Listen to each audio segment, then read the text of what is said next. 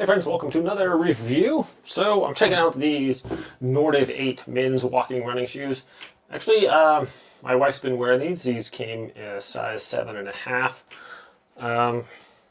Quite comfortable, actually. She likes them. These are super lightweight. They have this reflective material on the back and the front here.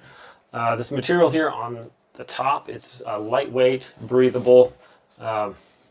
Got these little slits here in there, so it's not, your feet don't get all sweaty.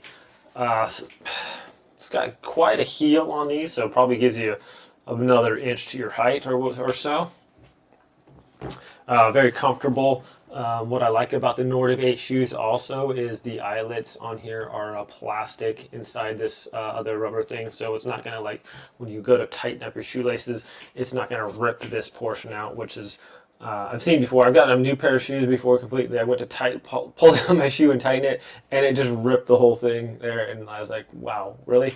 So I like that these are reinforced eyelets for the laces there. Everything's nice and comfortable here. Plenty of cushion around the back. These are kind of like easy slip-ons. You kind of get your heel on there and slip in pretty good.